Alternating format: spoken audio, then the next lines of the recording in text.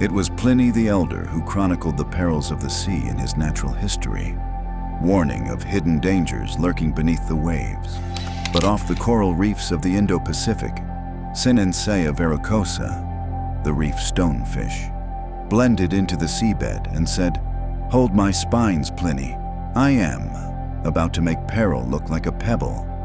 Armed with 13 dorsal spines that inject venom like hypodermic needles, this 12-inch ambush artist is not just a fish. It is a living landmine, a toxic trap whose sting could swell your limb to bursting or stop your heart cold. Identified in the mid-18th century, this fish's poison could inspire painkillers stronger than morphine or leave you writhing in agony, or worse. Welcome to a narrative that is equal parts marine mystery, scientific sting, and ethical undertow. Will this fish poison our fears or cure our pain? Stick around, because this tale has enough venom to prick your curiosity, and you will not want to miss the barbs at the end. For millennia, coastal dwellers whispered of rockfish that inflicted torment, but the stonefish surfaced in scientific literature in the year 1766, when Carl Linnaeus classified it as Scorpina horrida, a name reflecting its horrifying appearance. Later, in the year 1801, Marcus Eliezer Bloch and Johann Gottlob Schneider formally described Synanceia verrucosa, emphasizing its varicose, or warty, skin that makes it the ultimate master of disguise. Picture Victorian explorers like James Cook's crew in Australia's Great Barrier Reef, stepping on what seemed like a stone only to endure excruciating pain, swelling, nausea, and tissue death. In the 19th century, French naturalists in Polynesia reported stings that caused victims to suffer delirium and fever for up to 72 hours. Local healers used poultices of crushed leaves to draw out the poison, though with limited success. During World War II, Allied troops in the Pacific Theater experienced over 100 documented envenomations. Soldiers in Papua New Guinea described the pain as hot pokers through the foot, leading to evacuations that delayed operations by days and required morphine doses exceeding 10 milligrams for relief. The genus Synanceia includes 5 species, with verrucosa the most notorious. It ranges from the Red Sea to the coast of Queensland, Australia, lurking in shallow waters typically up to 1 meter deep. In the year 2020, genomic mapping confirmed its evolutionary split from its scorpionfish relatives around 40 million years ago. This divergence coincided with the rapid expansion of coral reefs during the Eocene epoch, a period when ocean temperatures rose by approximately 5 degrees Celsius, creating biodiversity hotspots teeming with predator-prey dynamics. How did researchers snare this seabed sniper, and why is its sting so savage? Hold tight, because the answer is about to pierce. How does a fish mimic a rock and deliver death? It is not illusion. It is biology's most elegant engineering. Synanceia verrucosa can grow to 35 to 50 centimeters in length, though some rare specimens may exceed 40 centimeters.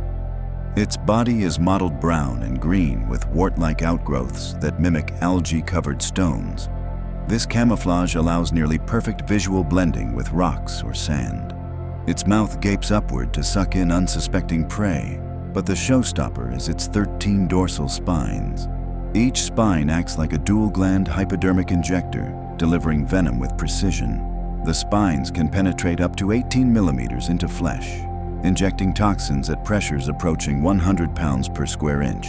Picture a biological syringe. Grooves guide the venom deep into the wound. The venom cocktail contains stonustoxins, large protein complexes that relax blood vessels, leading to hypotension, and enzymes like hyaluronidase that increase tissue permeability and accelerate toxin spread. In lab tests with mice, the lethal dose 50 of crude venom was measured at 0.3 milligrams per kilogram, while isolated components like stonustoxin can be fatal at doses as low as 0.017 micrograms per gram of body weight. That makes it one of the most potent marine venoms known. Swelling from the sting peaks within 24 hours and can cause necrosis spanning up to 10 centimeters. The venom contains not only cytolytic proteins, but also neurotransmitters like gamma-aminobutyric acid, choline, and acetylcholine, which influence nerve conduction and cardiovascular response. This makes the stonefish's venom a unique multi-pronged biochemical weapon. Evolutionarily, venomous dorsal spines arose approximately 50 million years ago, likely as a defensive adaptation in predator-rich reef environments.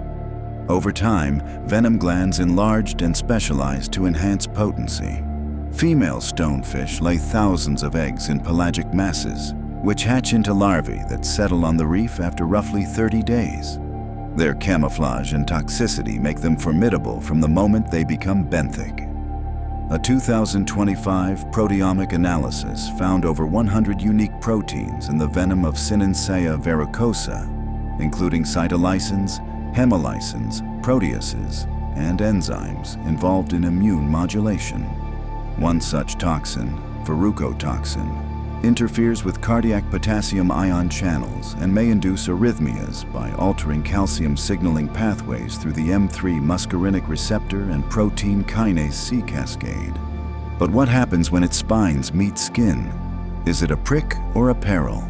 Let us dive into the danger, and yes, it is going to hurt. For small prey like gobies or shrimp, the sting is lethal. Toxins paralyze the nervous system, resulting in respiratory failure within 5 minutes. Laboratory trials report up to 80% lethality in small teleost fish. Larger predators, including sharks and rays, are not immune either. Triggering the spines results in immediate swelling and inflammation, often causing predators like groupers to abandon their attack. Sharks that bite stonefish are seen with inflamed jaws, impairing feeding behavior for days. For humans, it is torment, but survivable with timely treatment. Victims report immediate searing pain likened to hot iron pressed into flesh. Swelling may cause the affected limb to double in size, and necrosis can spread across 5 to 10 centimeters. A 2014 medical review documented systemic symptoms including anaphylactic shock, vomiting, diarrhea, and pulmonary edema. Though fatalities are rare, they do occur, often from secondary infection or delayed treatment. The stonefish's venom is approximately 100 times more potent than that of the lionfish. Imagine stepping on a Lego brick. Now multiply that by 1,000 and add biochemical warfare. Would you risk walking barefoot in stonefish waters? Yet this perilous creature may hold the key to healing. In the year 1976, Australian scientists developed the first stonefish antivenom, derived from horse antibodies. It remains the only known marine antivenom and is effective in neutralizing systemic effects when administered promptly. More recently, the hyaluronidase enzyme in its venom has inspired advancements in drug delivery, enabling medications to spread 50% faster in tissue. A 2024 article in Marine Drugs proposed that stonustoxins could be harnessed for hypotensive therapies, reducing blood pressure by up to 30% in early rodent trials. Imagine a topical cream modeled after its venom, capable of rapid local anesthesia. This is not science fiction. It is biotech emerging from the reef. Furthermore, the spine structure of the stonefish, with its precision and minimal tissue damage, has inspired microneedle designs for painless vaccines. These structures puncture the skin at just 0.5 millimeter depth, below the pain threshold, while delivering medications effectively.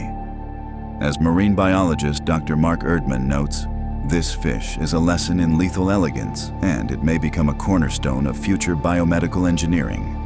But with great power comes ethical questions. Could over-harvesting stonefish for medical purposes disrupt reef ecosystems? Might our fascination with nature's weapons lead to unforeseen exploitation?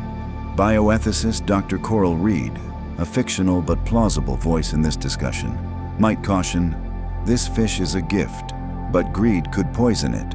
Exploit nature, and we lose more than spines. We lose safeguards. Alternatively, optimists view this as a win-win. By studying and synthesizing stonefish toxins, we can avoid harming natural populations while unlocking medical marvels. It is hope versus hubris. And the stakes could not be higher. What if this fish could save limbs and lives? Could its sting power a safer world? The stonefish is not just a fish. It is a flare lighting a new frontier. Its venom holds promise for applications in surgery, pharmacology, and military medicine. Its camouflage teaches us stealth technologies.